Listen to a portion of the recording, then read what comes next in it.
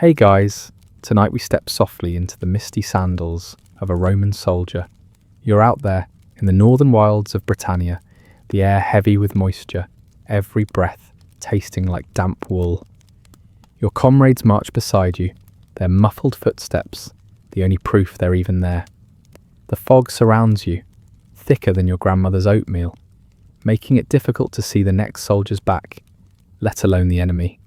Somewhere, faintly in the distance, you hear the confused shuffling of your commander, trying to appear confident.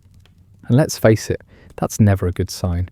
Honestly, if you were really there, you probably wouldn't survive this. So, before you get comfortable, take a moment to like the video and subscribe, but only if you genuinely enjoy what I do here.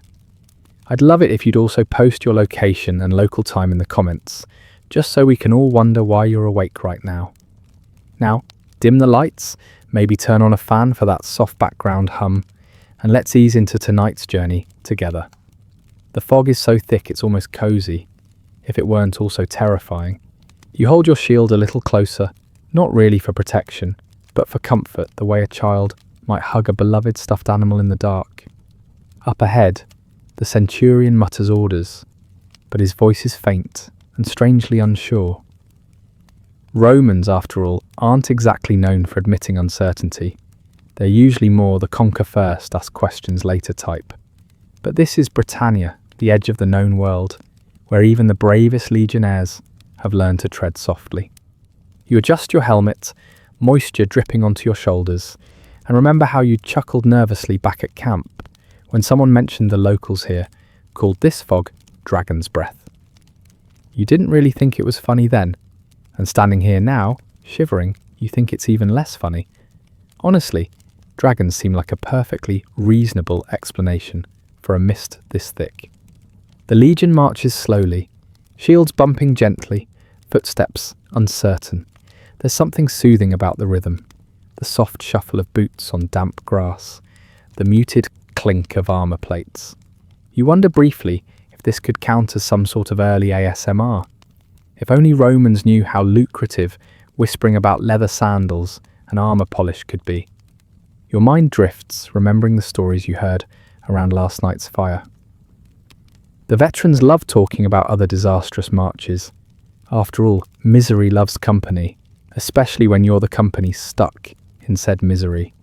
You recall with sleepy amusement the legend of that other legion, the 9th, who vanished without a trace in Britannia decades earlier. They marched into the fog just like this, bravely or foolishly, depending on how you look at it, never to be seen again. Comforting bedtime stories like that were probably meant to toughen you up, but right now, you'd really rather have heard a happier tale, perhaps something about Roman baths or the invention of central heating. And speaking of inventions, your sandals squelch through mud, and you find yourself wishing Romans had invented waterproof footwear instead of intricate aqueducts.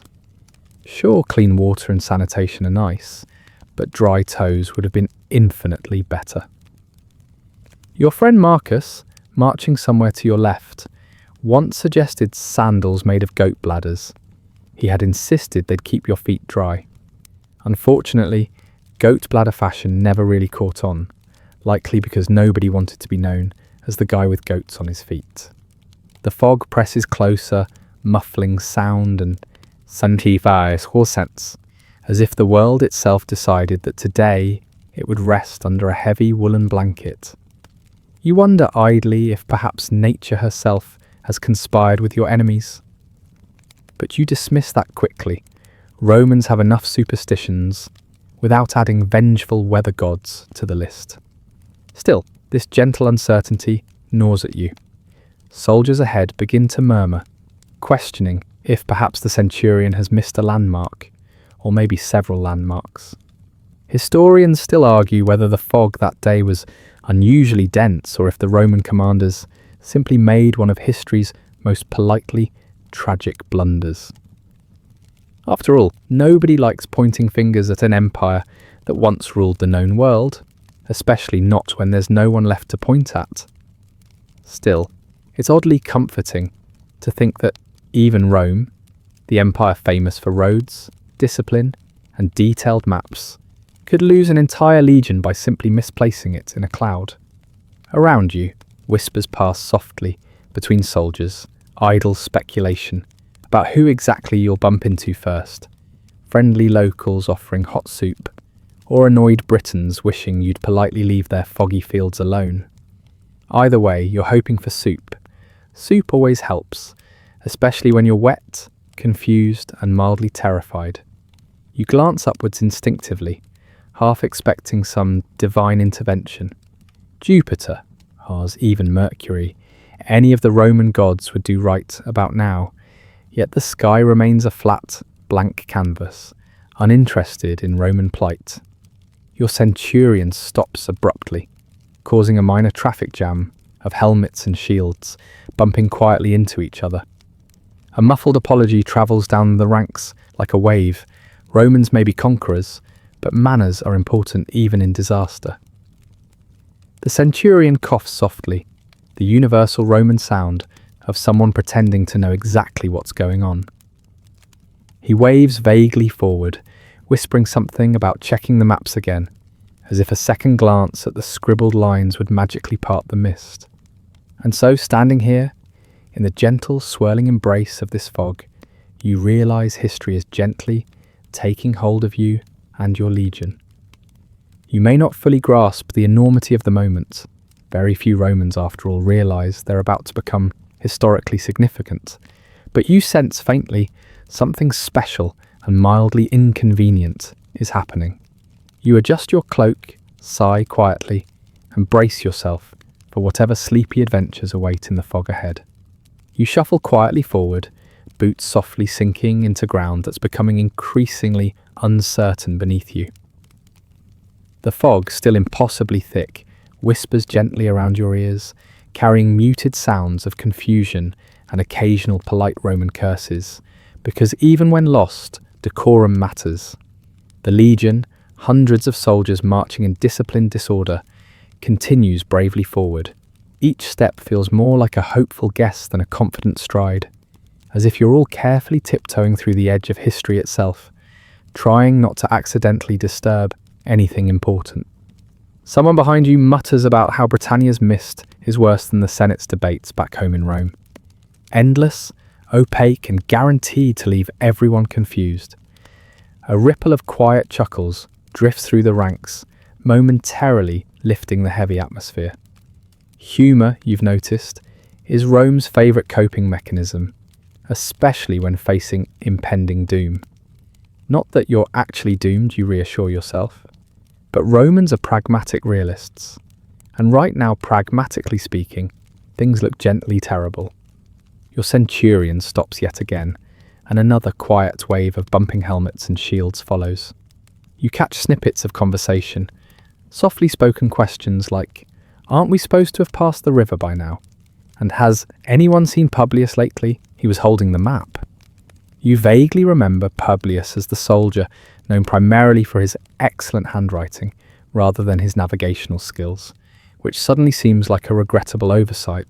Marching into fog is always tricky, but marching into fog guided by Publius's dubious cartography feels like politely tempting fate. Romans pride themselves on order and accuracy, after all. Yet, this moment, this gentle, baffled stumbling through the mist, feels surprisingly fitting. You imagine future historians comfortably nodding off in armchairs centuries from now, quietly amused at how the greatest empire on Earth managed to misplace thousands of soldiers the way one might lose socks. In fairness, ancient maps weren't known for their accuracy. Most were little more than artistically embellished guesswork, complete with mythical creatures lounging casually at the edges, creatures probably drawn to distract from the mapmaker's uncertainty. You imagine Publius anxiously squinting at his parchment right now, nervously hoping he won't stumble onto a dragon, marked vaguely near the coastline. At least dragons would explain all this fog. Speaking of mythical creatures, you suddenly recall a delightful local legend from your last stop in a Briton village. A kindly old woman had gently warned your group about something called the Grey Ghost, supposedly responsible for swallowing travellers whole. At the time, you'd politely smiled, thinking it charmingly quaint superstition. But now, surrounded by an ocean of swirling mist, the idea of vanishing quietly seems distressingly plausible. You comfort yourself by remembering Romans conquered much scarier foes, though admittedly none quite so gentle or ethereal. Your eyes strain uselessly ahead, vision barely extending past the soldier in front of you, whose shoulders slump slightly with every uncertain step. Strangely peaceful, despite the confusion.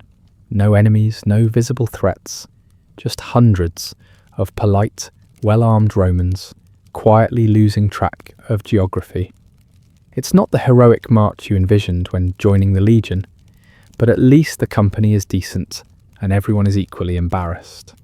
Historians still argue whether your Legion lost its way due to poor leadership, faulty maps, or Britannia's famously mischievous weather gods.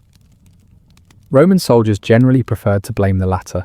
Weather gods don't write angry letters back to Rome after all, but privately, you suspect Publius is quietly panicking somewhere, crumpling his poorly drawn maps and wondering if exile to Germania might be preferable. Your thoughts drift gently, back to training days, remembering stern commanders emphasizing navigation by landmarks. You recall detailed advice: always follow rivers, trust prominent hills, and avoid vague fog banks that look suspiciously like dragon breath. Unfortunately, none of those landmarks are visible now. The gentle irony isn't lost on you, especially given that you've spent your career relying on famously straight Roman roads. Roads so straight, you joked, even the most directionally challenged soldier couldn't get lost. Yet here you are, proving otherwise in spectacularly quiet fashion.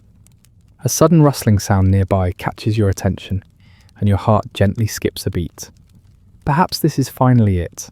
The dramatic encounter with hostile locals, disgruntled wildlife, or maybe even a helpful druid offering directions and hot beverages. Instead, a sheep emerges calmly from the mist, staring blankly at your formation. There's an awkward pause, as both legionnaires and sheep assess each other politely, each unsure what exactly the proper etiquette is here. Eventually, the sheep, apparently unimpressed by the grandeur of Rome, wanders away bored, presumably back to inform its flock that Romans really aren't all they're cracked up to be. You overhear someone softly whispering a mild complaint. We've conquered Egypt, Greece, Gaul, and yet here we are, utterly defeated by moisture. Another soldier replies calmly, technically it's vapor. The gentle semantic correction eases tension again. Laughter softly rippling forward through ranks now resigned to gently comedic doom. By now, you're beginning to wonder if anyone's considering stopping to build a camp. Romans love camps, organized, comforting islands of civilization, even in hostile lands. Tents neatly aligned, fires crackling softly, stew bubbling quietly. These familiar comforts suddenly sound very appealing, but no order arrives. Your commander, in his infinite wisdom, continues pushing forward, seemingly determined to outstubborn the fog itself.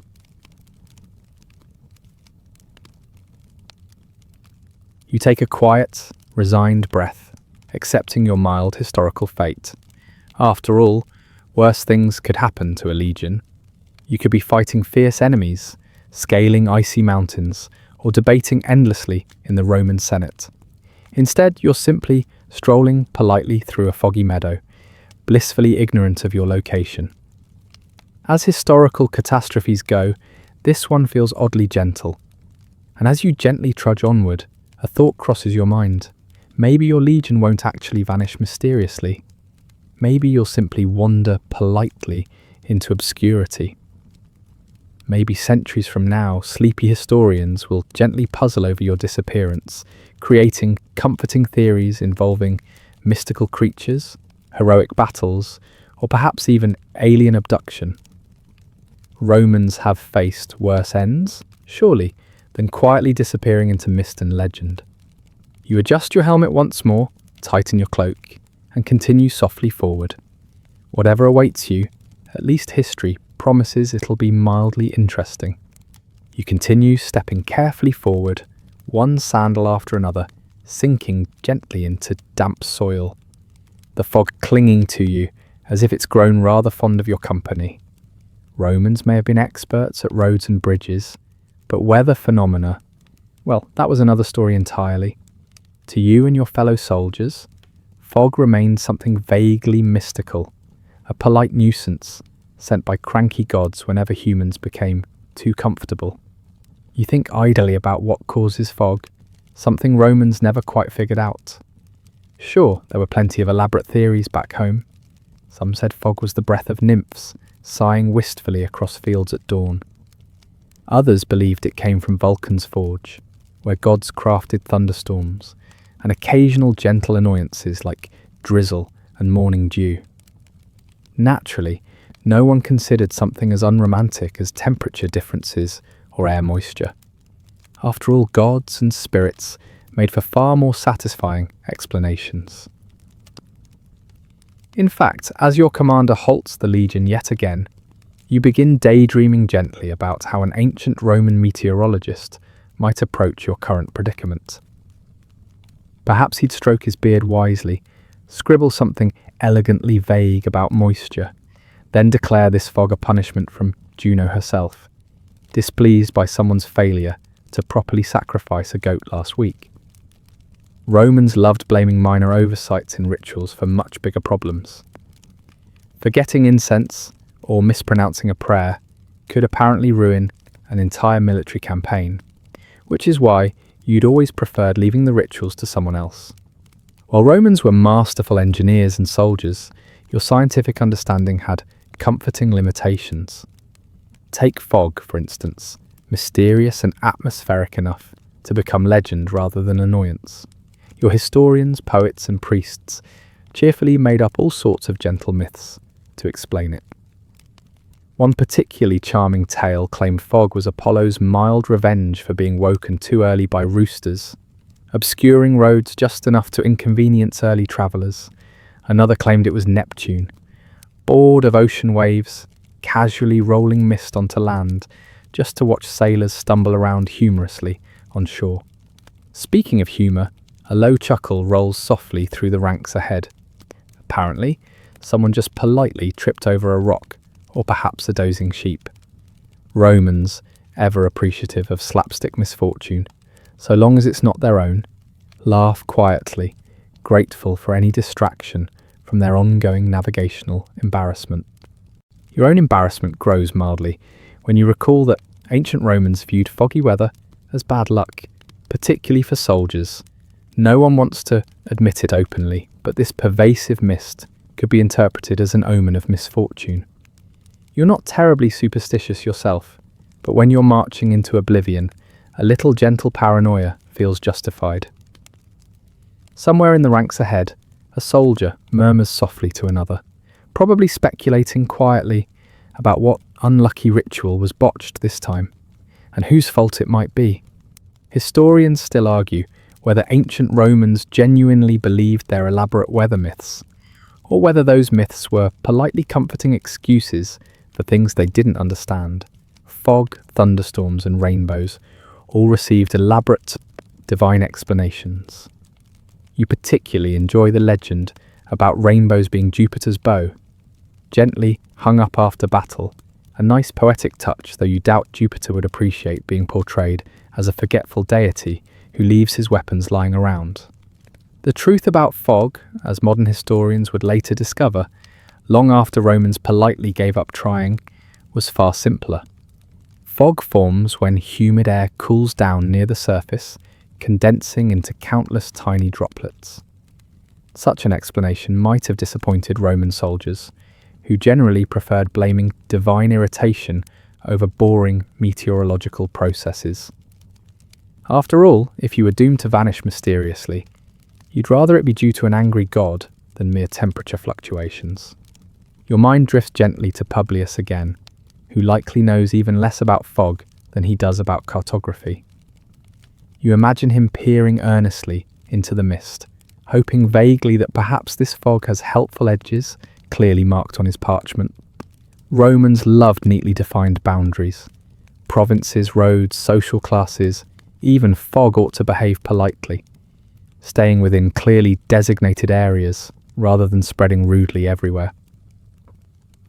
Nearby, a soldier quietly mentions he'd rather face the Gauls again than wander endlessly through this fog. Someone else softly agrees, adding that even barbarians knew how to build decent roads, implying that Britannia's locals could politely stand to improve their infrastructure. Romans, it seems, always managed to critique conquered territories gently, even when clearly lost within them. Your thoughts wander slowly again to an amusing story your grandfather once told about Romans' early attempts at weather forecasting. Apparently, ancient Roman priests tried predicting fog by studying birds' flight patterns and occasionally sacrificing chickens to appease weather gods. Chickens, your grandfather had joked, were terrible meteorologists, but excellent dinners. Such humour comforts you now, marching blindly into historical oblivion as you imagine sacrificing a few imaginary chickens just to lift the mist. You start to quietly wonder whether historians, centuries from now, will speculate about your legion's strange disappearance, inventing wild theories of storms, angry druids, or mythical creatures. Ironically, this perfectly ordinary fog, simply water droplets suspended in air, is mysterious enough to fuel generations of gently intriguing theories. Perhaps future Romans, comfortably enjoying indoor plumbing and central heating, will find your lost legion an oddly soothing bedtime story, quietly reassuring themselves that no matter how bad their own day went, at least they didn't lose an entire legion to vapour. Somewhere ahead, your commander attempts another confident-sounding cough, signalling everyone to march on. The gentle embarrassment of your ongoing predicament continues, but by now it's starting to feel almost reassuring. Your legion, once symbols of Rome's invincibility, has softly accepted being humbled by moisture and poor maps. Perhaps, in a strange way, it's comforting, knowing even mighty Rome sometimes politely stumbled, tripped and disappeared into misty obscurity. You take another gentle step forward, boots softly sinking into moist grass. The fog swirls politely around your ankles, caressing your weary feet in a strangely affectionate way, as if apologising for causing inconvenience. You smile faintly at the thought, beginning to suspect the fog itself is gently amused by your legion's plight. But that's okay, at least someone's enjoying your historical misfortune. As you march onward, one quiet step at a time, you begin to accept this mysterious fog as part of your legion's gently unfolding story. If nothing else, future historians and insomniacs alike will softly appreciate how soothingly mundane your disappearance really was. You shift your pack slightly, the gentle creak of leather straps echoing softly in the muffled air. Around you, soldiers quietly readjust armour, stretch weary legs, or mutter quietly about home comforts.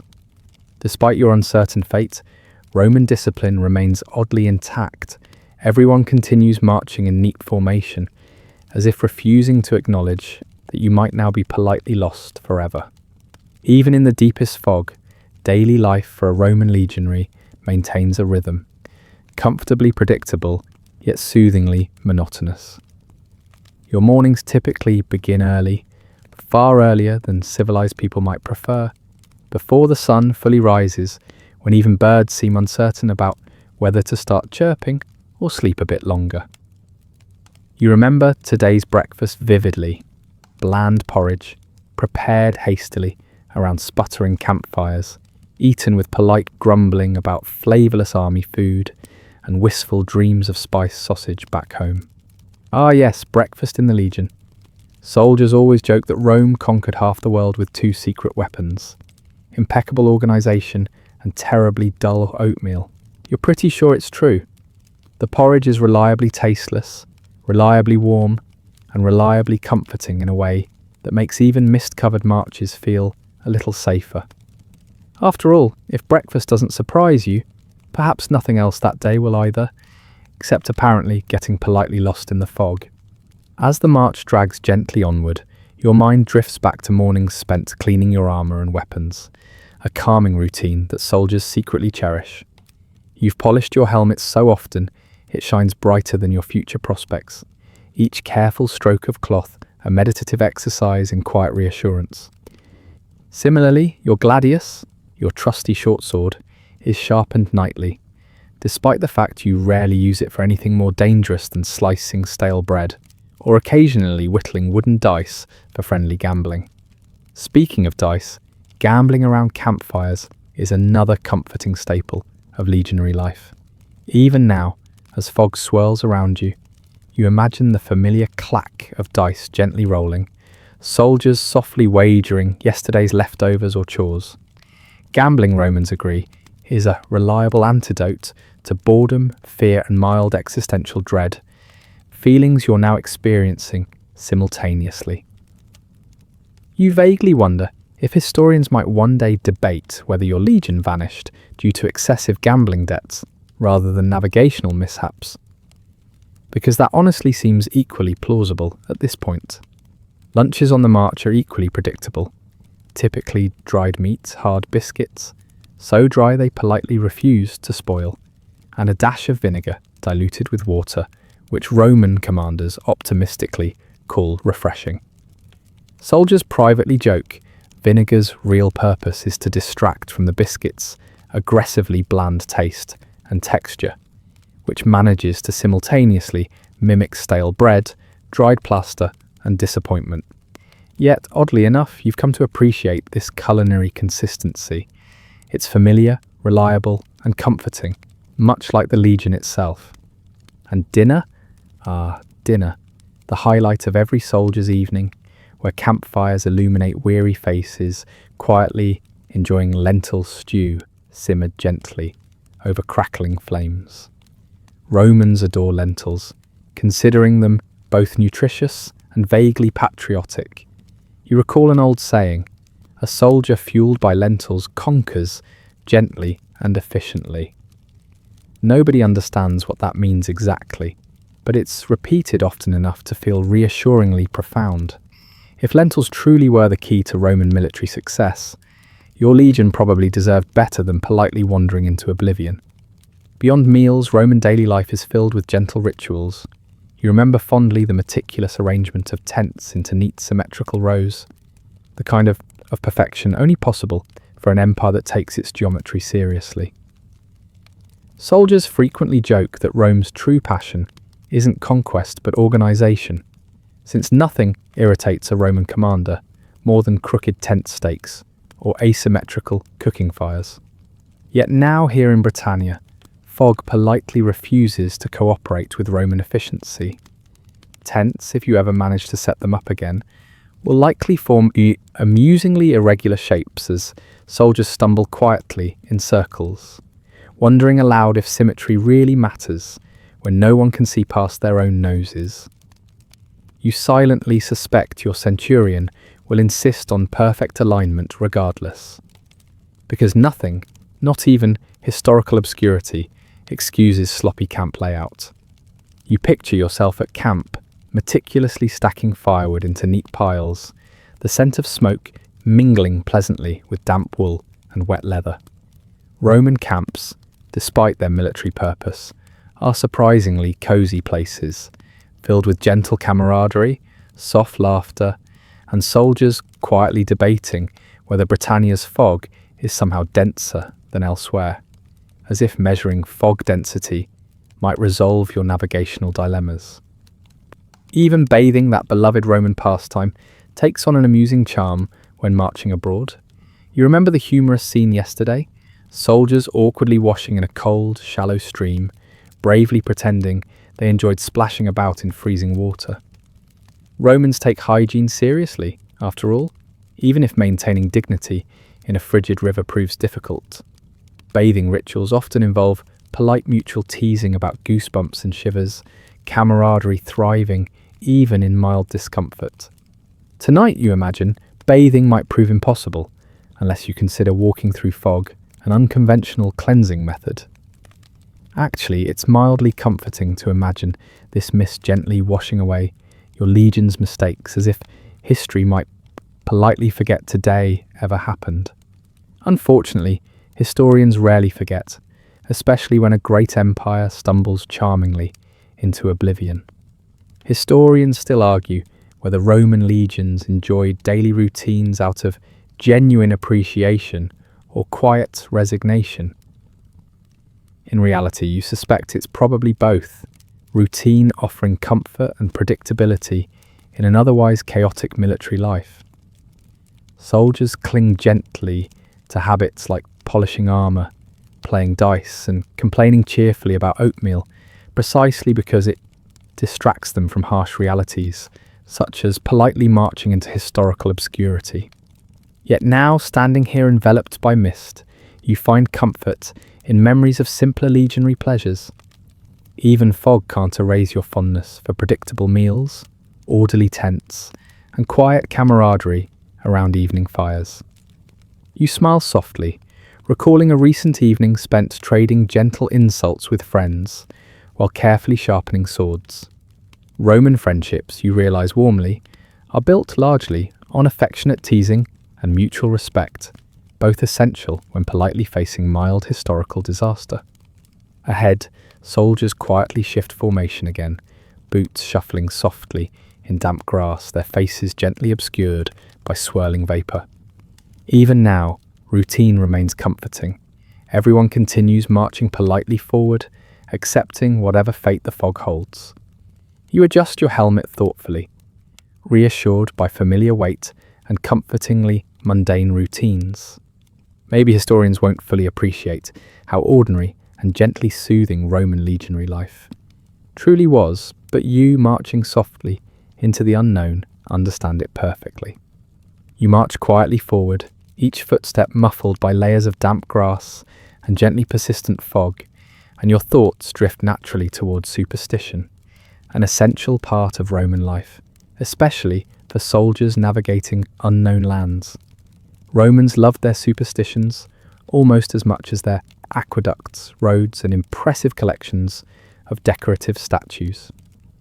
Every Roman knew that upsetting the gods was risky business, something best avoided by diligently performing rituals, offering sacrifices, and politely ignoring the logic behind such customs.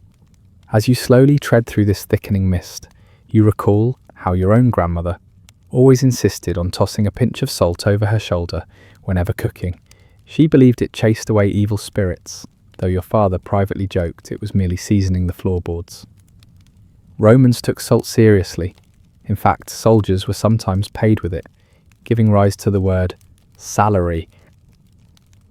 You're mildly amused now, imagining your legion politely offering handfuls of salt to appease whatever fog deities you might have inadvertently offended. Romans viewed omens and superstitions as part of everyday life, as normal and necessary as breathing or mildly insulting Greek philosophers. Your legionary commanders frequently examined animal entrails to predict outcomes before battles, because nothing reassured soldiers quite like watching an officer solemnly poking sheep guts. You'd seen plenty of that yourself, priests solemnly nodding over ambiguous entrail arrangements, while soldiers respectfully pretended it made perfect sense. Your thoughts drift gently to the Roman tradition of birdwatching, not as a hobby, mind you, but as a serious military tactic. Roman augurs, professional bird interpreters, patiently waited to see which direction birds flew, determining everything from battle strategies to whether the emperor should change his sandals. The subtle art of augury always amused you. You secretly wondered if the birds ever got confused by all the attention, deliberately flying in circles just to mess with human affairs. Perhaps the fog today is their gentle revenge for centuries of avian harassment. Speaking of gentle revenge, Romans firmly believed misfortune often resulted from failing to respect household gods, known as lares and penates. Every Roman home had a shrine where small offerings, like bread, wine, or coins, were politely placed. Soldiers carried miniature versions of these gods, gently tucked away in their packs, secretly hoping for protection and good luck. You're suddenly comforted, remembering your own Lars tucked safely inside your belongings, reassuring you that even lost Romans carried divine backup, though admittedly tiny, polite, and easily misplaced.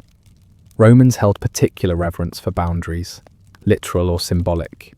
Your grandmother warned you sternly against stumbling when crossing thresholds, since that invited bad luck and possibly annoyed household spirits who took doorways very seriously. Considering your legion seems to have stumbled politely into history's foggiest boundary today, you begin to wonder if someone tripped dramatically earlier and forgot to mention it. Soldiers, after all, aren't always honest about clumsiness, especially when pride is at stake. Historians still argue whether ancient Romans truly believed their intricate superstitions or simply found them comforting rituals to manage life's unpredictable chaos. Your legion, however, firmly falls into the latter category. Right now, as you trudge uncertainly forward, rituals and superstitions feel surprisingly comforting. You'd gladly offer a few handfuls of salt or politely sacrifice a chicken if it meant lifting this persistent fog, even temporarily. You also recall the Roman superstition about sneezing. A sneeze before battle supposedly guaranteed victory. This, of course, led to soldiers sniffing pepper desperately during tense moments, hoping for a fortunate sneeze. You briefly consider politely sprinkling pepper into the air now, wondering if collective sneezing might miraculously dissipate fog. Unfortunately, Romans haven't quite invented tactical sneezing strategies yet, though given your current predicament, maybe someone should start. Romans even viewed certain days as inherently unlucky, particularly the Ides of March, made infamous by Julius Caesar's unfortunate encounter with knives. Thankfully, you're fairly certain today isn't the Ides of anything important, though fog tends to obscure calendars as effectively as roads. You vaguely wonder if future historians will speculate whether your legion vanished on a mildly unlucky day, gently debating the significance of your disappearance. Other comforting superstitions involved avoiding eye contact with black cats, ensuring your toga wasn't accidentally inside out, and steering clear of left-handed individuals, whom Romans believed brought mild misfortune. Left-handed soldiers, however, usually laughed politely about this prejudice, suggesting instead that Romans should worry more about mapmakers like Publius, who couldn't tell left from right. As you shuffle onward, fog gently swirling around ankles and shoulders, your mind drifts to Roman soldiers' favourite superstition, carrying small charms or amulets for protection.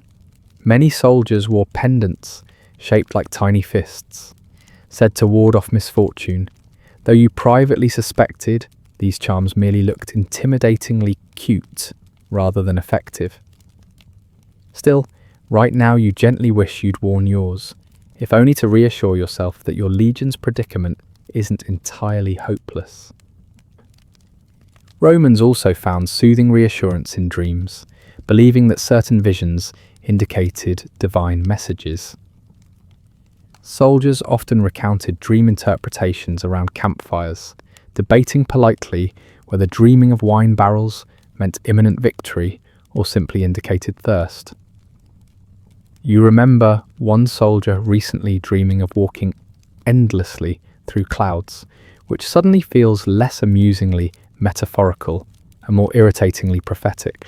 Your own dreams lately have been reassuringly mundane, mostly involving comfortable sandals, hearty meals, and conveniently straight roads. Unfortunately, waking reality now contrasts unpleasantly with those pleasant visions. You sigh softly, imagining historians gently debating your legion's disappearance by analysing soldiers' recorded dreams, politely concluding that foggy wanderings were inevitable. Yet despite these mildly comforting superstitions, Romans remained pragmatists. You smile faintly, realising most soldiers secretly believed luck depended far more on practical preparation than rituals. Still, rituals provided reassuring distractions, reminding soldiers gently that perhaps some things remained beyond human control. including Britannia's irritatingly persistent fog. As you continue quietly marching, moisture clinging politely to armour and skin, you reflect softly on the comforting myths Romans crafted to cope with uncertainty. Superstitions, after all, helped Romans accept mildly embarrassing realities, like entire legions politely losing their way. You adjust your cloak thoughtfully, gently resigned to your historical fate, mildly reassured that Romans have faced stranger misfortunes than wandering indefinitely through dragon breath fog. In the end, maybe it's perfectly reasonable to blame your predicament on offended fog spirits, improperly sacrificed chickens, or confused birds. Such explanations are certainly gentler and far more comforting than admitting Romans could simply misplace thousands of soldiers through navigational incompetence. You smile faintly, stepping gently forward, quietly, grateful that Romans invented superstitions as effectively as roads and aqueducts, even if none of those inventions seem particularly helpful right now. You continue moving carefully, each step a polite negotiation between your soggy sandals and the ground beneath. Neither seems terribly sure of the arrangement. Your commander's faint, uncertain voice floats softly from somewhere ahead, issuing orders that sound suspiciously like polite guesses. Romans were brilliant conquerors, unmatched builders, and disciplined marchers. But navigation, especially without clear landmarks, has always been your collective Achilles' heel. Speaking of landmarks, you remember fondly Rome's elegant road signs and neatly carved milestones, informing travellers exactly how many steps remained until the next bathhouse or tavern. Out here in foggy Britannia, however, your legion seems distinctly short on bathhouses, taverns, or conveniently placed signage. Romans prefer explicit directions, straight lines, bold arrows, and obvious markers. Nature, however, politely refuses to cooperate, hiding her landmarks behind endless curtains of mist. Romans relied heavily on stars for navigation, which worked splendidly under clear skies but proved politely useless in fog. You remember learning carefully the positions of various constellations: Orion, Hercules, Ursa Major, each glittering constellation supposedly guiding weary travellers homeward. Unfortunately, staring into foggy skies tonight, all you see are polite swirls of vapour, as helpful as a broken sundial in midnight darkness. Historians still argue whether Romans fully understood navigation or simply excelled at confidently appearing knowledgeable. You privately suspect the latter, given your legion's gentle wandering into obscurity today. Soldiers often joked quietly about commanders' navigational methods, claiming Roman officers secretly employed highly sophisticated guesswork, occasionally verified by staring dramatically at sheep entrails or politely interrogating confused locals. Another beloved Roman navigation method involved carefully noting landmarks, mountains, rivers, notable trees, and hoping nature didn't mischievously rearrange herself overnight. Romans assumed geography politely remained constant. Britannia, however, frequently contradicted this assumption. Trees, it turned out, often looked annoyingly similar. Rivers seemed prone to meandering unpredictably, and mountains stubbornly refused to relocate nearer convenient marching routes. You recall one particularly amusing navigational mishap involving your legion a few months earlier, when soldiers confidently followed directions given by a friendly Briton villager who apparently misunderstood your Latin questions. His vague hand gestures were politely misinterpreted, resulting in your legion politely discovering an unexpected sheep pasture rather than enemy encampment. Romans, thankfully, appreciate sheep pastures, particularly sheep which provided wool, warmth, and mild comic relief. But your commander remained politely unimpressed. Speaking of directions, Romans frequently employed local guides, who often enthusiastically offered assistance. Unfortunately, local guides sometimes had limited language skills, or worse, mischievous senses of humour. You remember one Briton guide cheerfully leading soldiers in polite circles, eventually admitting, with an apologetic shrug, that he'd accidentally mistaken north for south.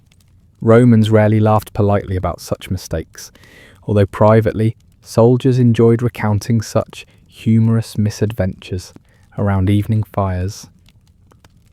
Romans also relied heavily on scouting parties, soldiers dispatched ahead to gather intelligence and verify routes.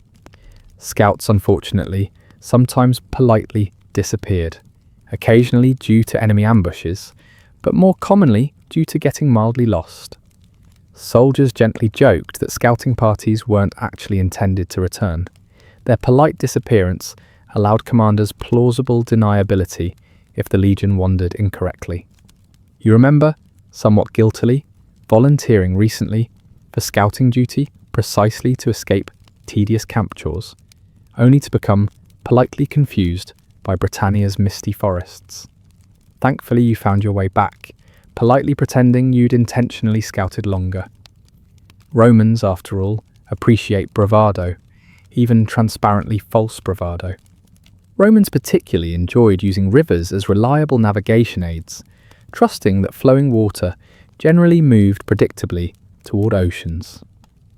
Unfortunately, Romans occasionally followed rivers politely upstream rather than downstream, gently baffled when encountering mountains instead of oceans. Historians still debate how often Romans realized this politely embarrassing mistake. Soldiers, however, privately joked rivers should simply flow politely in both directions to simplify navigation. Speaking of simplicity, Romans occasionally employed delightfully straightforward navigation methods, such as following animal trails. Romans assumed local wildlife naturally chose sensible routes, leading soldiers toward reliable food, water, or shelter. Unfortunately, Romans failed to realize wildlife occasionally enjoyed wandering aimlessly, or simply led soldiers politely toward cozy animal dens rather than enemy villages. Romans remained politely baffled why deer, foxes, or squirrels failed to share Roman enthusiasm for efficient straight lines. Romans also attempted navigating by sounds, distant church bells, bustling village noises, or softly murmuring rivers. Unfortunately, sounds proved politely unreliable, especially when muffled by fog or confused by echoes.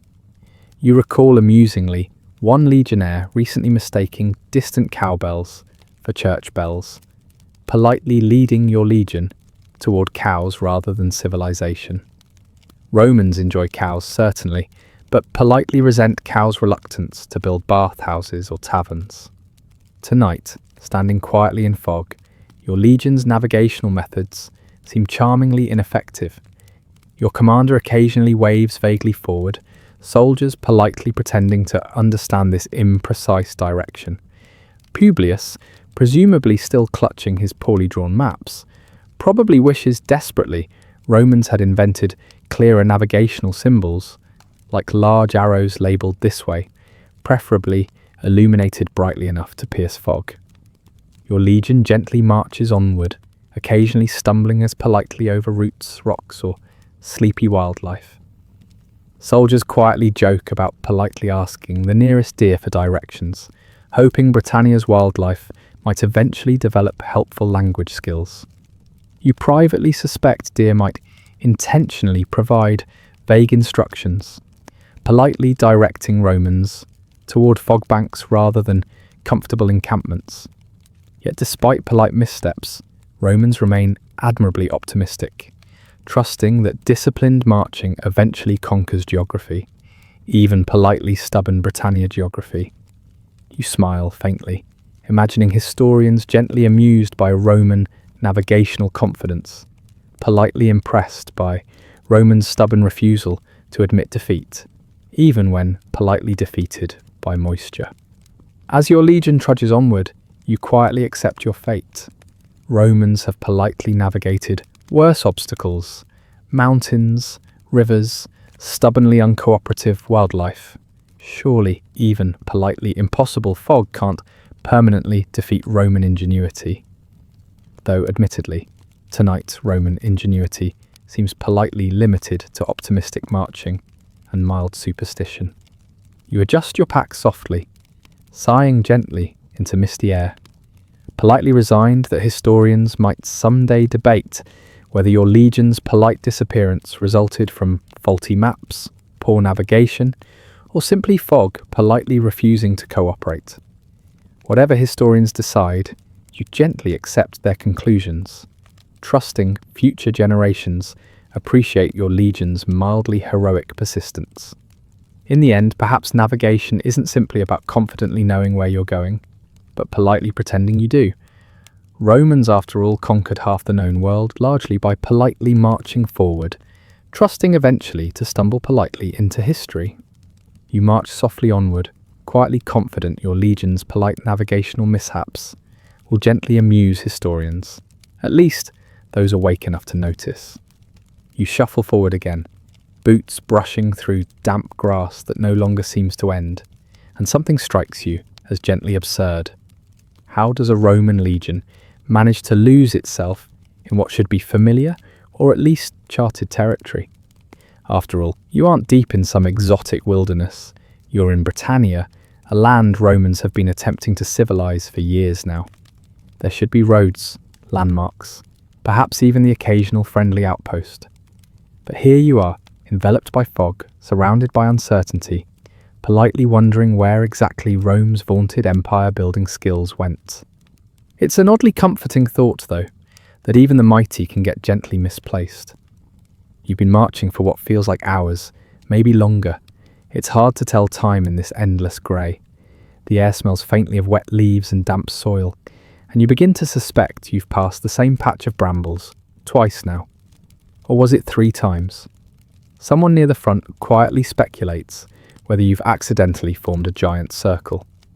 Romans are famous for straight roads, but apparently less famous for straight wandering.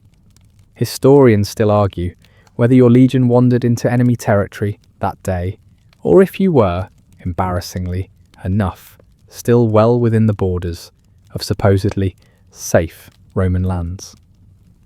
Some theories claim you'd crossed an invisible line into hostile ground, the kind where local tribes waited silently, hidden by mist, watching the invaders stumble blindly. Others argue your commander's map reading left much to be desired, and you were actually lost in a friendly valley, embarrassingly close to a Roman outpost where a warm stew and dry cloaks could have been yours, if only you'd taken the correct turn at that last invisible crossroads. The debate amuses you now as you march softly on. Your commander certainly acts as if he knows where he's going, but his confident gestures are starting to feel more like hopeful guesses. Occasionally, he points to the left or right, murmuring something about a familiar tree or the slope of the land, though frankly, everything looks suspiciously identical in this fog. You begin to wonder if even he believes himself anymore. You recall the maps you saw at headquarters, those beautiful scrolls showing Britannia with its rivers, forests, and neatly marked forts. None of them, unfortunately, included helpful labels like "Here be confusion" or "Caution, fog bank ahead." Romans loved labeling their maps with bold claims, even when they weren't entirely sure what lay beyond a given point. Maybe this patch of Britannia deserved a special label, the place where legions vanish gently into mist. Your fellow soldiers keep their voices low, as if afraid to disturb the fog's delicate balance. Now and then someone mutters a quiet complaint about the dampness, the chill, or the persistent feeling that you're all walking in circles. One soldier near you jokes softly that perhaps the fog itself is enchanted, designed to trap Romans forever in an endless loop of polite marching. You chuckle despite yourself. It's a ridiculous idea, but right now it feels as plausible as any. Every so often, you pass what might be a landmark, a crooked tree, a large rock, a patch of stubborn heather. You try to fix these in your memory, hoping to gauge whether you're making progress or simply circling politely like an indecisive goat. But the fog plays tricks on your eyes. and soon everything blurs together again into a gentle, featureless grey. You think back to something an old veteran once told you. The land remembers, even if we forget. At the time, it sounded wise. Now you're starting to suspect the land might remember your legion a bit too well, remembering and gently laughing as it watches you wander deeper into mystery. There's a soft rustling ahead. Everyone halts, hearts momentarily quickened. Could it be locals, an ambush or salvation, in the form of a friendly patrol? The tension breaks when the source reveals itself, a pair of startled deer, slipping silently into the mist.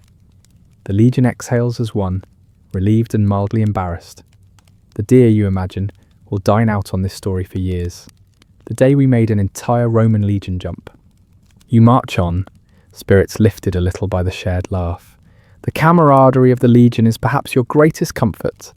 In this moment of uncertainty, you're lost, yes, but lost together. And somehow that makes all the difference. The ground beneath your feet begins to change subtly. The grass grows thicker, the soil softer, almost marsh-like.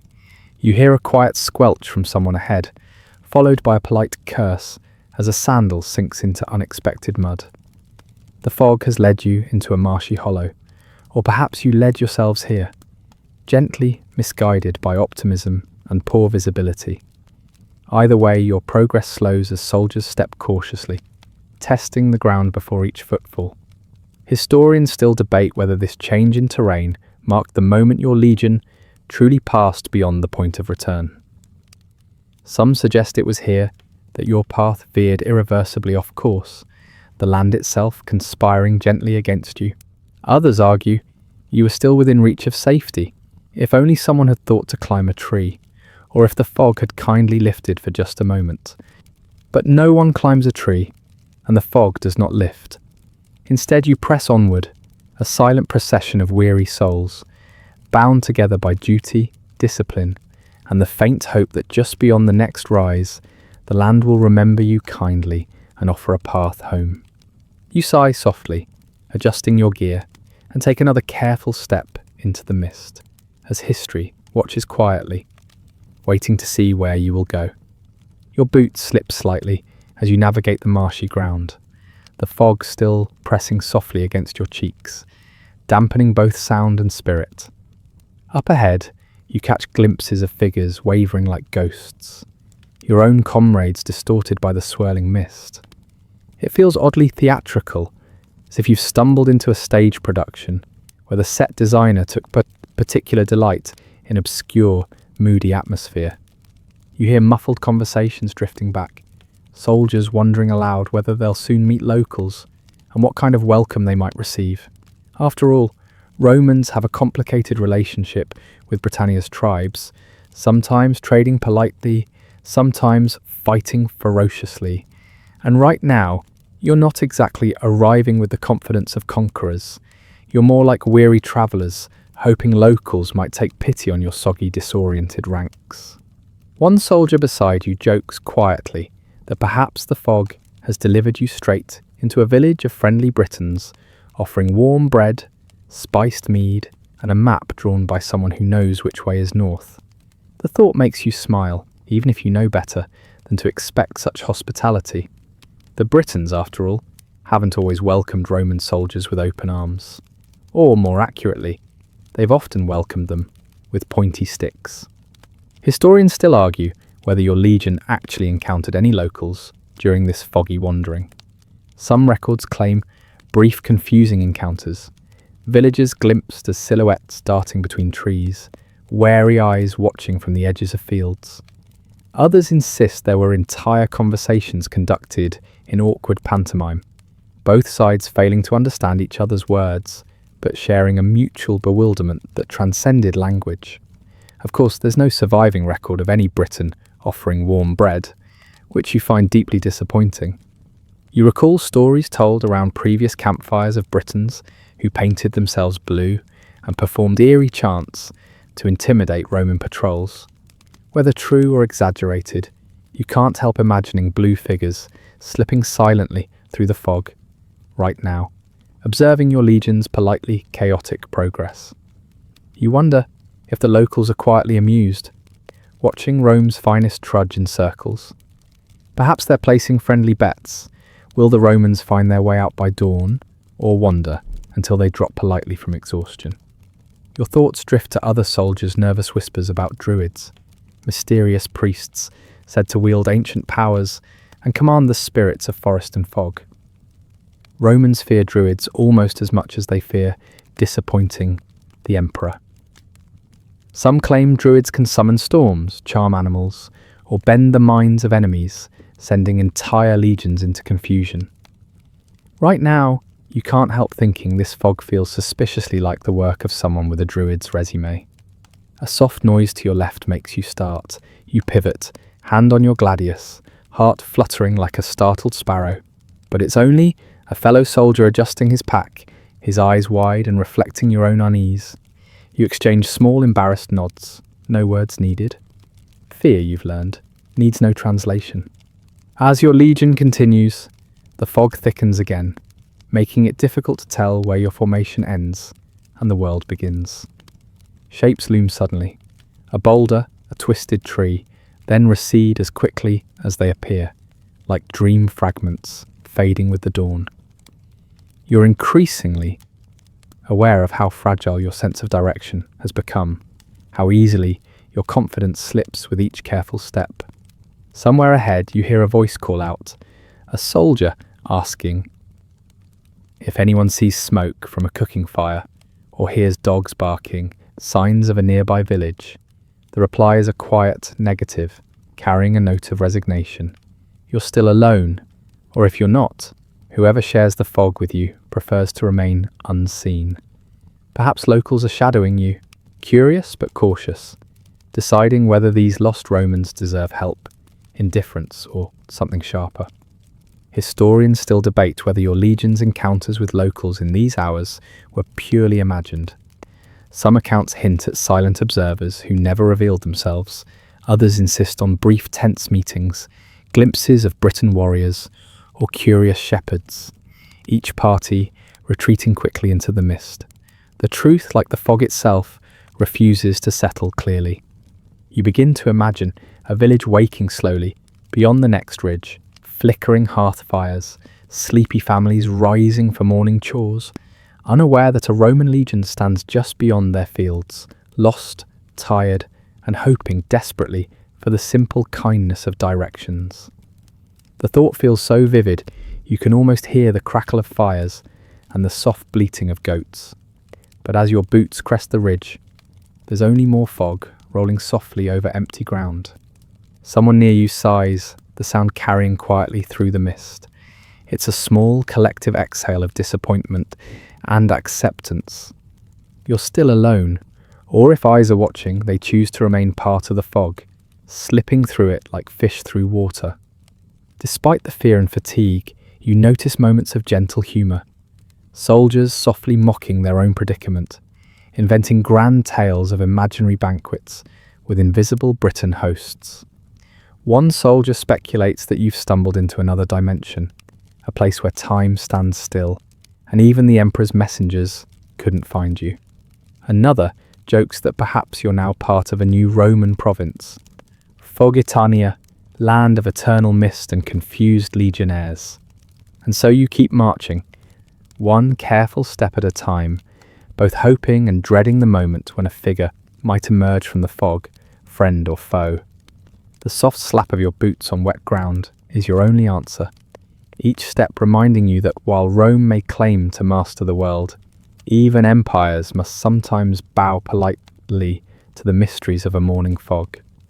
Your stomach gives a quiet grumble as you continue forward, reminding you that, lost or not, a Roman soldier must eat. And while you're far from any kitchen, the thought of food drifts comfortably through your mind. It's almost like a daydream now. Warm stews bubbling softly over crackling campfires, the faint aroma of garlic, or the nutty scent of spelt bread. If there's one thing Romans trust more than their swords, it's a decent meal. And right now, the memory of those meals is almost enough to keep your feet moving. Roman field rations are a wonder of practical monotony. Dried salted pork, hardtack biscuits, and pulses cooked into mushy, filling stews. It's food designed less for joy and more for survival.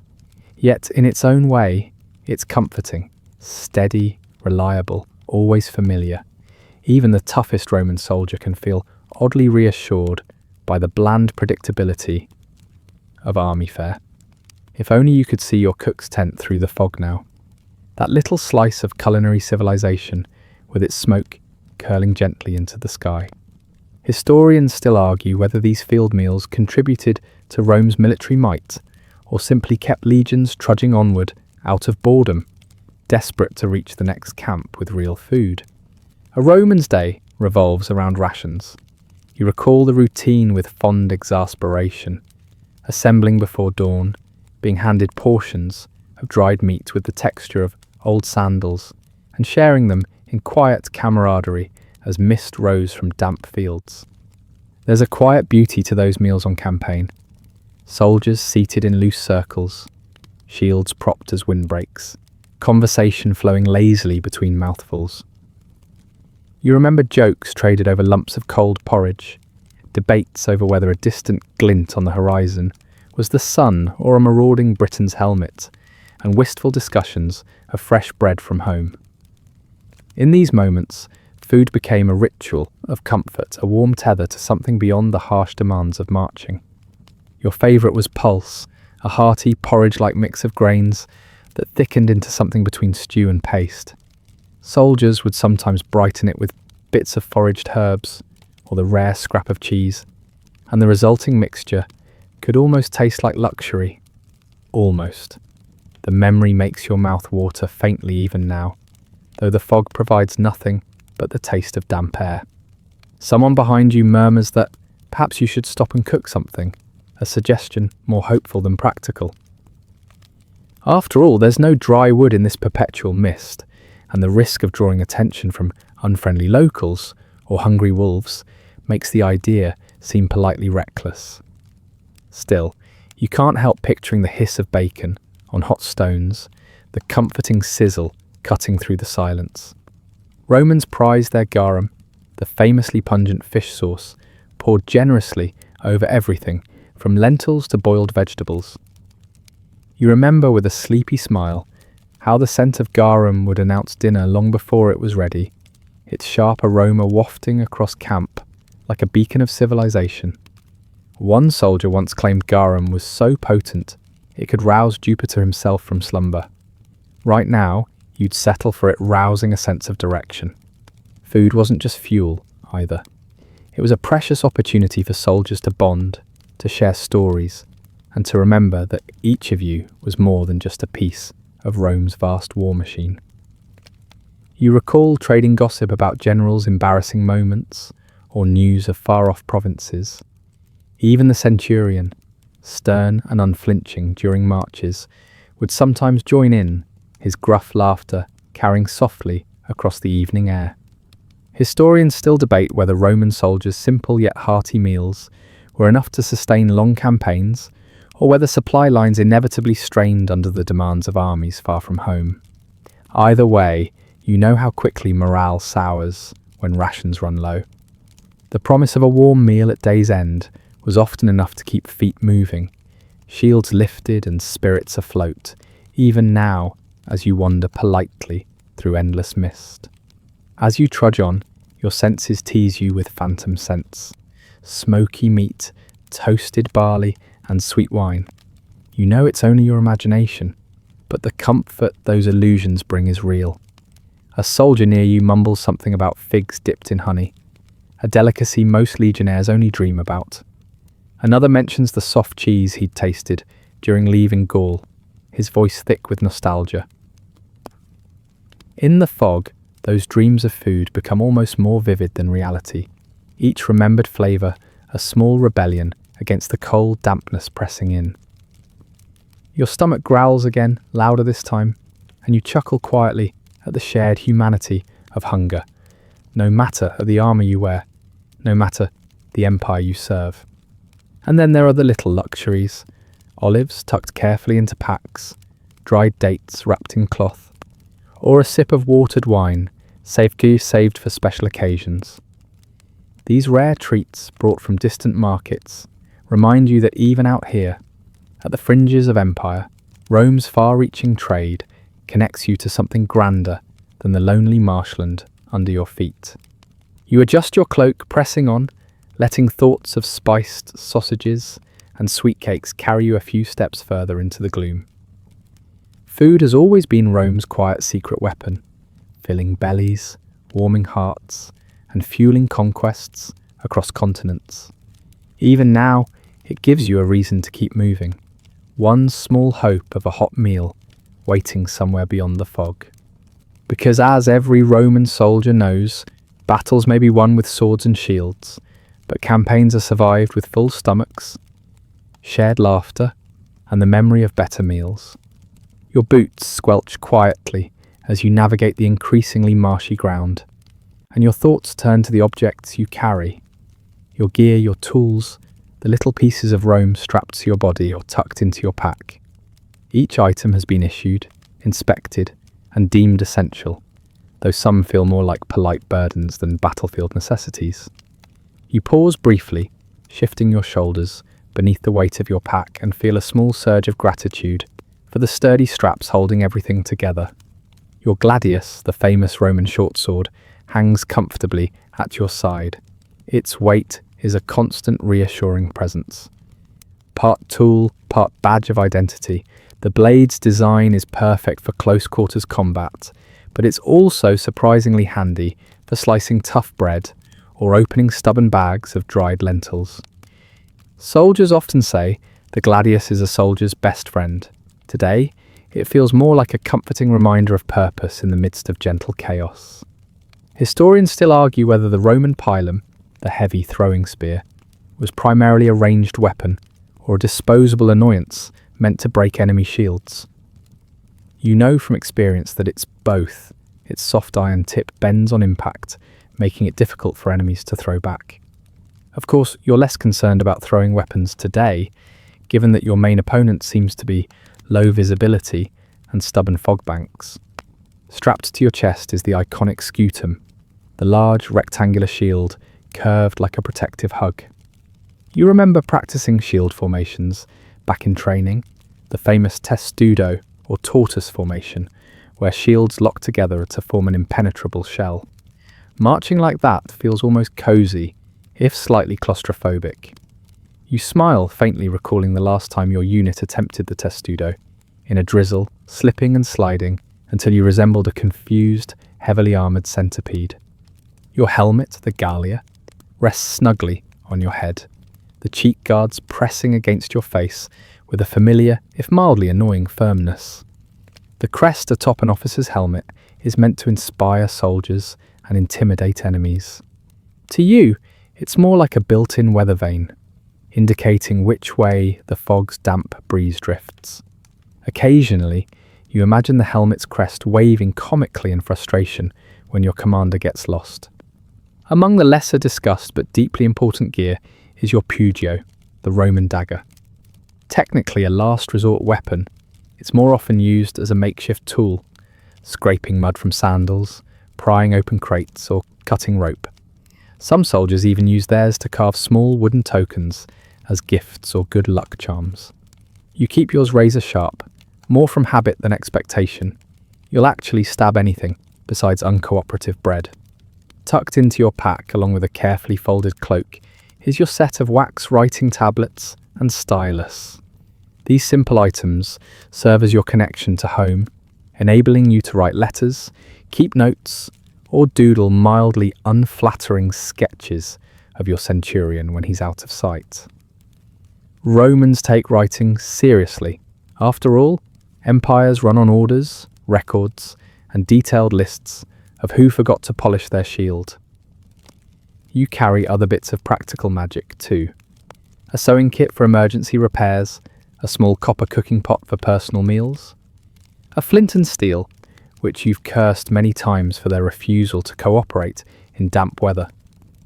Soldiers even keep small bags of dried herbs or personal tokens from loved ones, a lock of hair, a wooden charm, or a scrap of cloth from a mother's tunic. Each piece a tiny tether to lives beyond the battlefield. Historians still debate whether Roman legionary gear was uniformly standardized or allowed subtle personal touches. In reality, you know it's a bit of both. While Rome issues precise equipment lists, each soldier adapts them quietly over time, adding a worn belt here, an extra pouch there, until their kit becomes uniquely theirs. These quirks give each soldier's burden a strangely comforting familiarity. Your pack itself is called the sarcina, a bundle that can weigh up to 40 kilograms when fully loaded. You've hoisted it across plains, over hills and through rivers. Even now, its presence feels oddly reassuring, proof that you are equipped, prepared and ready, even if you're also gently, thoroughly lost. Soldiers joke the sarcina carries everything but the kitchen sink. Others swear theirs includes at least one kitchen sink disguised as a dented mess tin. As you step carefully forward, you consider the caligae on your feet, Roman marching sandals with thick, hobnailed soles. Designed for durability and grip, they make a satisfying crunch on gravel paths, though right now they squelch wetly in the marshy grass. Historians praise their engineering. You mostly wish they came with socks. Then there's your cingulum, the military belt decorated with jangling plates. It's more than an accessory. The belt marks you as a soldier of Rome. Every step sets it, gently jingling, announcing your presence. Useful in a parade, less so when you prefer to sneak quietly through enemy territory. But it's tradition, and tradition, like your belt, weighs heavily yet comfortably. You remember soldiers trading tips on customizing gear, wrapping leather for softer shoulders, adding padding under armor, or sewing extra loops for tools. These small innovations spread quickly, soldiers copying each other's clever tweaks until your century moves as one, each man carrying his own history, yet all united in shared burdens. Today, those burdens feel lighter than the weight of uncertainty. The fog steals your landmarks and blurs your path, but your gear grounds you. Each piece is a quiet promise. You belong to Rome and Rome belongs to you, even if neither of you currently knows where you are. You adjust your sarcina one more time, the familiar creak of leather like a lullaby, and step softly onward into the mist, trusting that as long as your gear stays with you, you're never completely lost. Your boots lift and fall in the same soft, endless rhythm, each step a small victory over fatigue and the unsettling monotony of the fog. It's been hours since you last saw a clear view of anything beyond a few paces, and you feel your mind drifting, lulled by the gentle percussion of sandals on damp ground. Around you, the legion's formation remains intact, disciplined lines moving as one, even in this aimless shuffle. For Romans, routine is more than survival, it's an anchor. As dusk settles invisibly into the fog, you start thinking about the quiet rituals that turn a Roman campsite from a patch of cold earth into a small island of familiarity. Building camp is an art you know well, a process so ingrained it's nearly automatic. Once a centurion calls a halt, soldiers fan out wordlessly to measure and stake the camp's perimeter, creating a miniature fort even in the wildest lands. Ditches are dug, ramparts raised with dirt and sharpened stakes, tents aligned with the precision of a carpenter's straight edge. It's comforting to remember how a Roman camp looks. Tents pitched in neat rows, each assigned to a contubernium, a group of 8 soldiers sharing food, fire, and gossip. You recall countless evenings when, after a weary day's march, you settled into your tent's musty canvas. The soft glow of an oil lamp flickering shadows across worn faces. There's a security in that simple routine. The smell of leather and wool, the gentle clink of armor being set aside, the soft murmur of men easing into sleep. Historians still argue whether Roman camps were truly identical from one province to the next, or adapted subtly to local terrain and threats. You've seen both, perfect grids stretching across flat plains and creative lopsided camps squeezed between hills or hugging crooked rivers. But every camp, regardless of shape, becomes a temporary home. Its ditches and stakes a polite message to the world. Romans, rest here tonight. As darkness deepens, you think about the rituals that follow a camp setup, the evening meal, prayers to household gods, and the quiet sharing of letters from home, if you're lucky enough to have them. You remember how a simple message from a mother or sweetheart could brighten an entire contubernum, sparking rounds of teasing jokes or soft moments of homesick silence. Even out here, far from Rome's marble streets, words carry warmth. Tonight, though, there's no camp to set. The fog has made it impossible to locate solid ground or secure vantage points, and your commander, unwilling to reveal weakness, presses the march long past sunset. Yet soldiers whisper among themselves about setting camp anyway. Some suggest stopping in place, driving stakes into the marshy soil, and pretending it's good enough. Others worry about unseen enemies, or local druids who might watch from the fog's veil, ready to slip between tents unseen. It's a strange comfort to hear these worries. After all, if your comrades are worried about whether to set up tents, it means you're still thinking like Romans, focused on order, on maintaining the routines that make an army more than a mob. Even fear is structured when you share it together.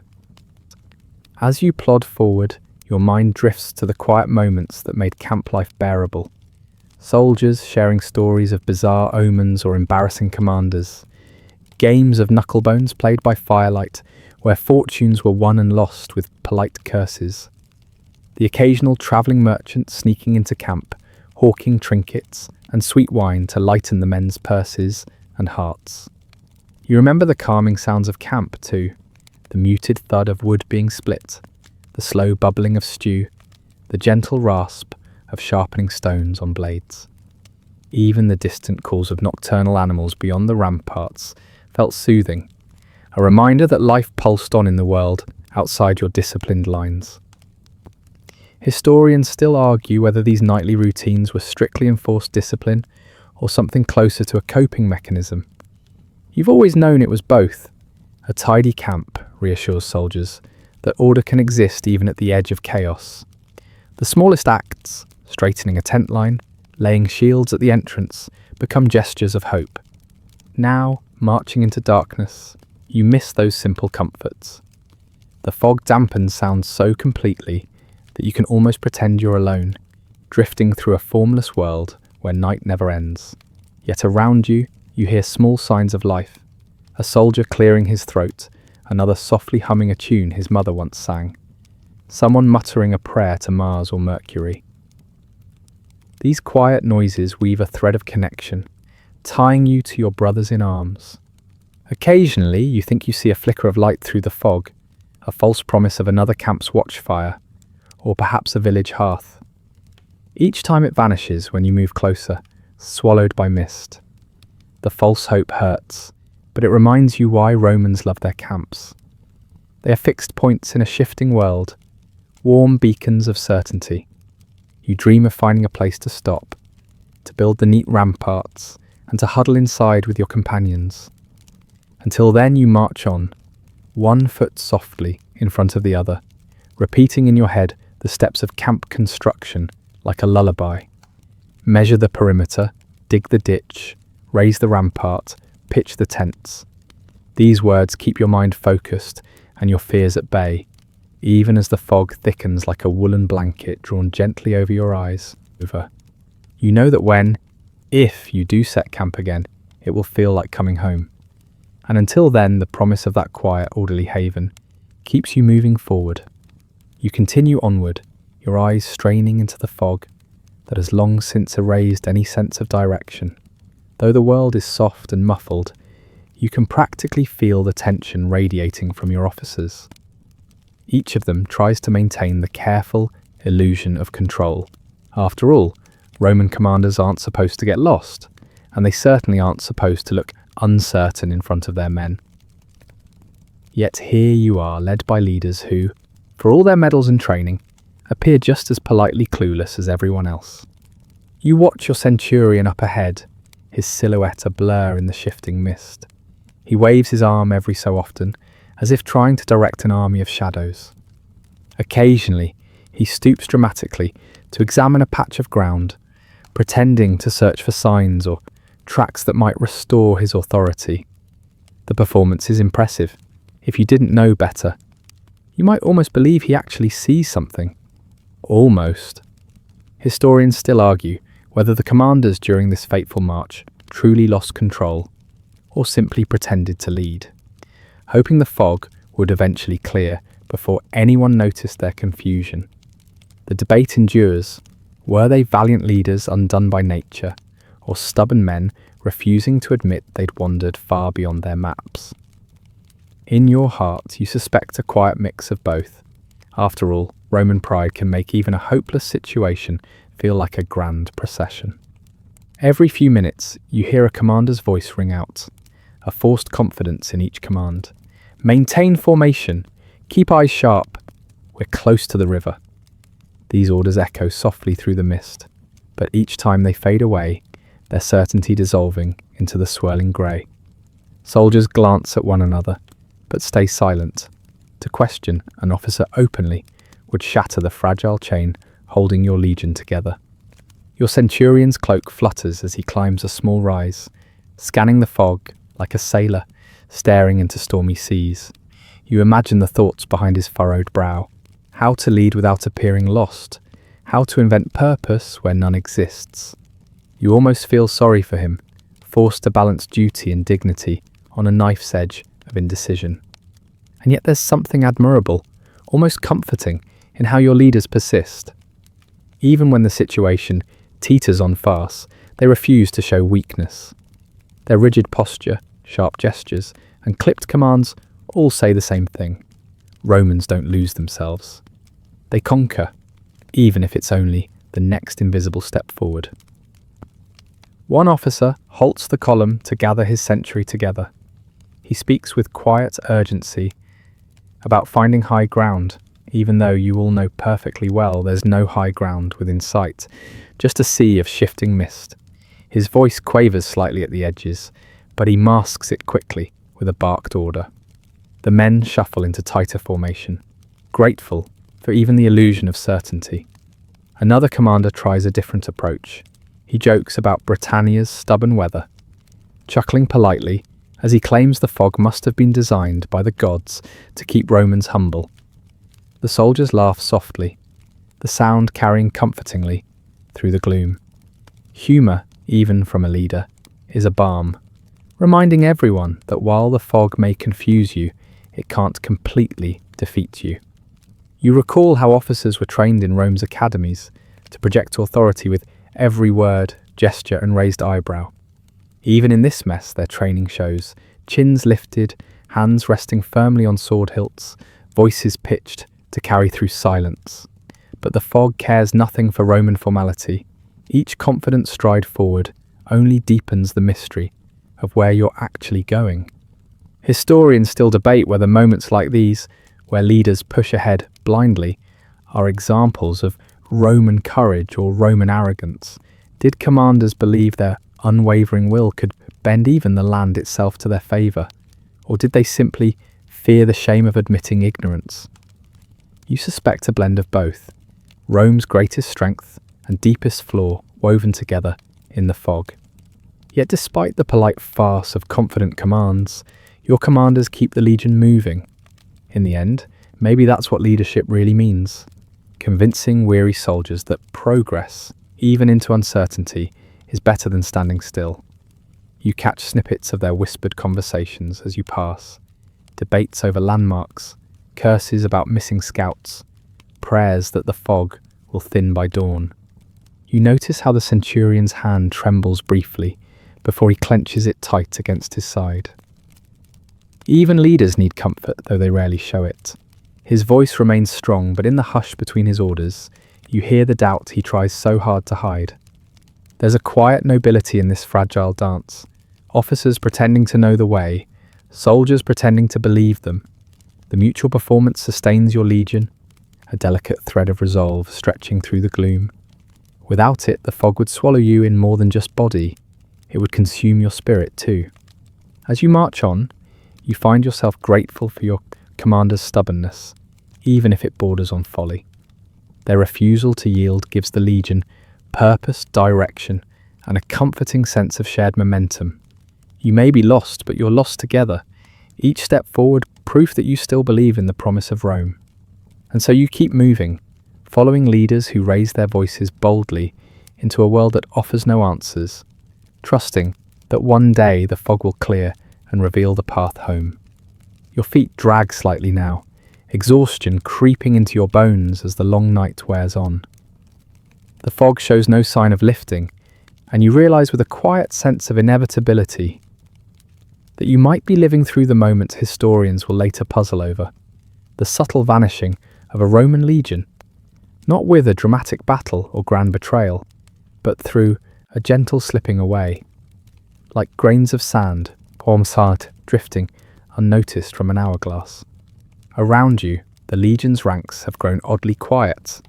Soldiers save their breath, eyes lowered, each man turning inward to thoughts of home, family, or simpler days when orders led somewhere other than deeper into a grey abyss. There's a sense that you've passed an invisible threshold, that each step now carries you further from any chance of retracing your path. You march not toward a destination, but into a quietly spreading uncertainty. Historians still argue whether the Legion truly disappeared suddenly, or if it happened over days of slow, confused wandering. Some accounts suggest a single disastrous night sealed your fate, while others whisper of weeks slipping by as you meandered politely from one mist-shrouded hollow to the next. Whichever version is true, the result is the same. Rome's greatest strength, disciplined, determined men, dissolving like morning dew. You find yourself staring harder at each indistinct shadow in the fog, hoping it might resolve into a familiar landmark or a patrol come to guide you home. But every time, the shape melts back into formlessness. A soldier near you begins muttering the same phrase under his breath, as if repetition might summon rescue.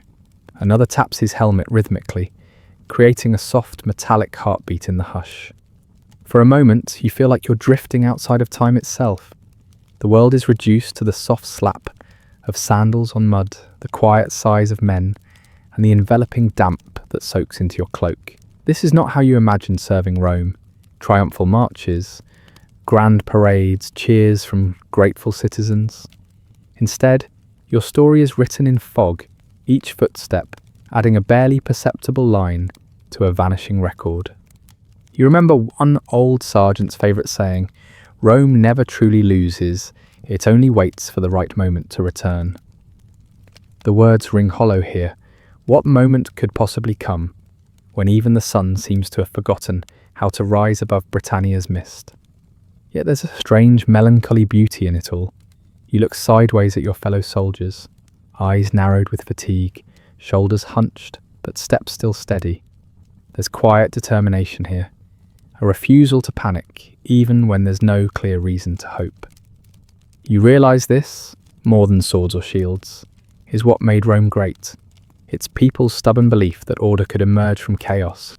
Historians still puzzle over clues left behind, scattered equipment, lost coins, fragments of letters never delivered.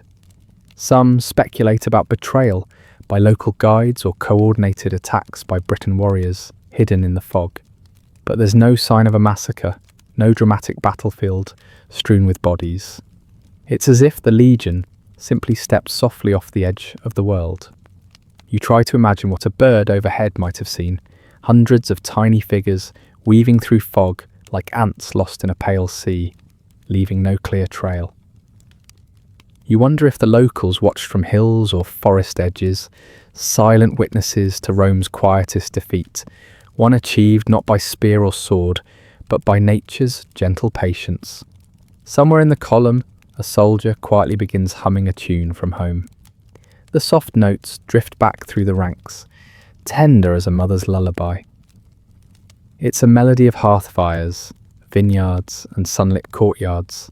Worlds away from this damp, shadowed land, you catch yourself humming along, the tune a thin thread pulling you back from despair. You think of your centurion, still walking tall despite the uncertainty. His stride has slowed, his orders grown sparse, but he pushes on. If he's afraid, he hides it well. His faith in discipline and formation remains unshaken, and you cling to that faith like a lifeline. Every now and then, a soldier softly jokes about the absurdity of it all, conquering cities across continents, only to lose a legion to fog thicker than any fortress wall. The jokes spark brief ripples of laughter, tired but real. These moments remind you you're still alive, still capable of feeling something other than weary dread. And so you keep moving, though you suspect the fog's embrace has already claimed you. Your story is slipping beyond your control, carried into rumour and legend. But even as the mist grows colder and deeper, you walk with quiet pride, knowing you march with Rome at your back, no matter how far away its marble halls have become. You take another careful step forward, the ground soft and giving beneath your feet, and feel the subtle weight of history settling over your shoulders, as if the fog itself records your passage. You continue moving as dawn tries to break but finds no welcome. The sun's light only thickens the fog, turning it a pearly grey that glows softly around your helmet. You have no sense of time anymore, only the slow trudge of boots and the hush of men who've accepted that the world beyond your formation might as well not exist. The fog has become your whole universe, a quiet, shifting maze with no clear beginning or end. Thoughts of what might have become of your legion drift through your mind like the mist itself. Did you stumble into a hidden valley, cut off forever from supply lines and the Empire's reach? Did you wander until your numbers thinned, men slipping away in ones and twos, some deserting, others quietly succumbing to exposure or fever? Or did you find a place, somewhere deep in this green, ghostly land, where you laid down your shields and blended into the locals' lives, your Roman identity fading gently over time? Historians still argue whether your legion was wiped out in an unseen ambush, lost forever in uncharted swamps, or gradually absorbed by villages that took pity on you. Some claim coins and gear were discovered far from your last known position, suggesting you kept marching days or weeks longer than anyone expected. Others say your commander's final act was dividing the legion into smaller groups, each hoping to find a path out, a decision that might have only hastened your quiet dissolution. Each theory fascinates scholars who pore over contradictory clues. Scattered hobnails from Roman sandals, fragments of pottery in marshy soil, and hazy oral traditions among local tribes speaking of ghostly warriors who arrived from the fog, then vanished just as mysteriously. Every new fragment of evidence spawns a fresh debate. How could such a disciplined, organised force slip through history's fingers so completely? You imagine future generations of Romans gathered around hearths, whispering bedtime stories of your legion's fate. Perhaps they imagine druids conjuring an eternal fog, or a magical forest swallowing entire armies, or a Roman commander too stubborn to turn back, leading his men into the unknown out of pride. It almost comforts you to think your story might become a legend, if only because it means you won't be forgotten entirely. And yet, standing here with your breath steaming in the cold morning air, you know there's a simpler, sadder explanation. You and your comrades may have just kept marching deeper into the mists, led by exhausted officers, driven by discipline, until the familiar patterns of Roman life, formation, routine, hope, eroded gently under endless grey skies. By the time you realised how far you'd strayed, the world beyond the fog had already closed itself off. You overhear snippets of quiet conversation, a soldier wondering if scouts might have found a road, another musing if the fog is thinning at last. But each hopeful word fades into resigned silence. Around you, men shiver in damp cloaks, weapons held more for habit than defence. The only enemy you face now is the fog's cold patience. You think of how Rome will remember you. Will news ever reach the Empire that an entire legion was lost without battle? Or will your absence be quietly noted in ledgers, your names recorded on lists that gather dust in a scribe's office? Will families back home wait years for letters that never arrive? Children growing up believing their fathers might return any day from some heroic campaign? Historians still puzzle over reports of distant communities in Britannia, where residents centuries later claimed Roman ancestry, villages where strange words and customs lingered long after Rome withdrew. Did some of your brothers find new lives here, abandoning armour to till fields, or herd sheep, teaching children to speak Latin words that drifted into the local tongue like echoes? The fog shifts slightly, parting just enough to reveal a stand of ancient oaks looming like silent sentinels. For a moment, you think you glimpse a figure moving between the trees, friend or foe, you can't tell. But then the mist closes again, erasing the shapes as if they were illusions. Around you, the legion trudges on, footsteps muffled in wet leaves. A soldier near you begins softly reciting lines from Virgil's Aeneid, the familiar words of heroes lost and fated journeys. His quiet voice wraps you in a cocoon of memory, connecting you to Rome's stories, even as you wander beyond its grasp. You close your eyes briefly, savouring the cadence of the poem, and wonder whether your own story will find its way into such verses. Whether someone, somewhere, will tell of the legion that vanished into Britannia's morning mists. Brave men undone not by swords, but by silence. And still you march, each careful step a testament to discipline that outlasts even hope, even when history's pages wait to write your story without ever finding your footprints. Your breath comes slow and ragged now, fog curling softly from your mouth with every exhale as dawn gives way to a pale, unchanging sky. Around you, your fellow soldiers trudge onward, their steps heavy, shoulders drooping, yet they keep moving with the quiet determination of men who know there's no turning back. You've given yourself over entirely to this journey. The fog has become your world, its damp chill a constant companion that seeps into your bones. You wonder what legacy, if any, you're leaving behind in this soft swallowing grey. Will future Romans speak of your legion as heroes who faced impossible odds? Or will you become a cautionary tale of overreach, lost in a foreign land far from the marble forums and grand amphitheatres of home? Either way, you realise your story now belongs as much to the fog as to Rome itself. Historians still debate what truly happened to your legion after these last weary miles. Some posit you found an isolated valley to settle in, never returning to Roman command. Others argue you wandered until hunger and cold thinned your numbers, your once mighty ranks scattering like seeds in the wind. Each theory carries an ache of uncertainty, a sense that your fate was sealed not by a dramatic clash of swords, but by the slow, gentle pressure of time and fog. You try to remember the faces of your friends, as they once were, flushed with warmth beside a campfire, laughing over crude jokes, or nodding off in tents lined in neat rows. Those memories float up from somewhere deep inside you, fragile as smoke. You cling to them as the fog wraps tighter around your legion, as if determined to smother every last light of hope.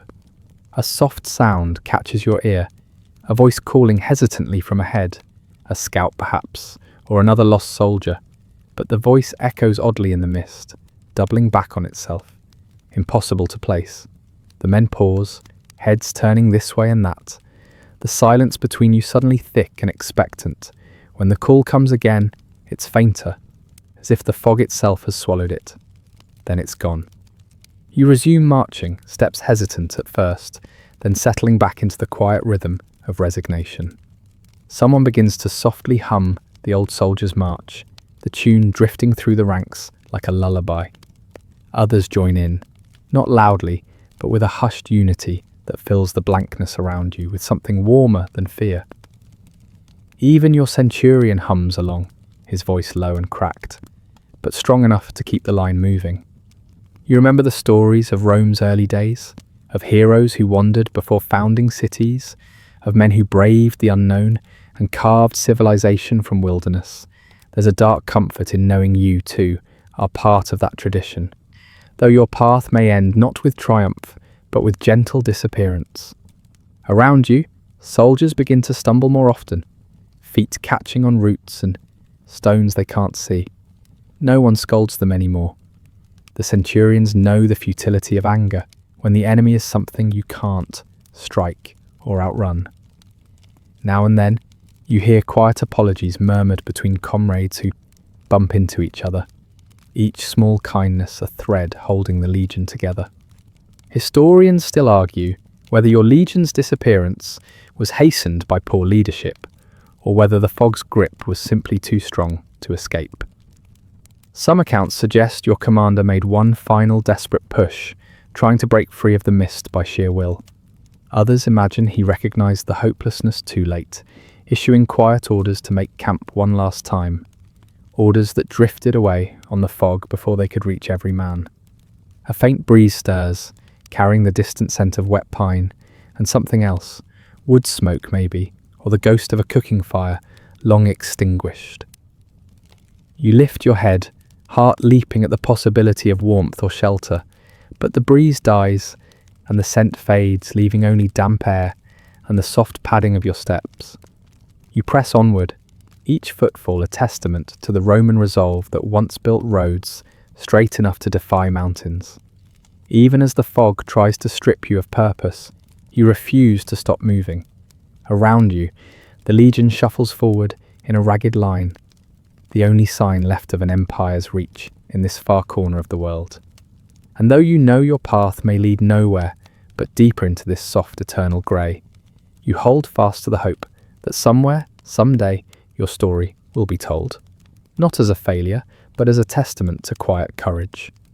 You take one more careful step, the fog rising around you like a silent chorus, and feel history settle its gentle hand on your shoulder.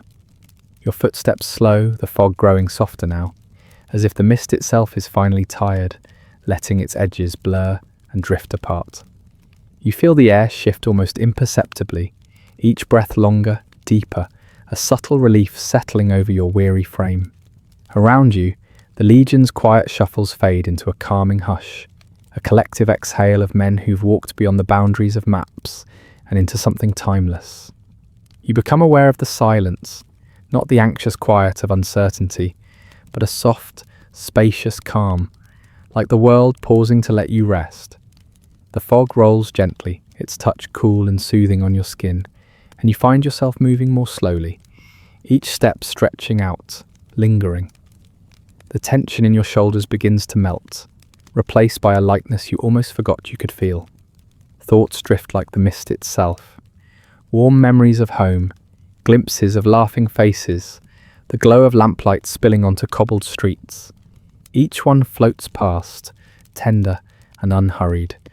Reminders of all the places your heart has travelled, even if your body now stands still.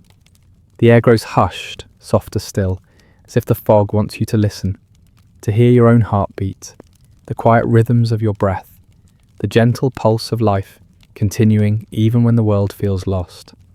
And in that soft silence, you find a quiet comfort, a sense that even in the deepest uncertainty, there can be peace. So let your eyelids grow heavy, let your thoughts slow with each exhale, and drift with the fog into a place where stories rest, where time softens, and where sleep welcomes you with open arms.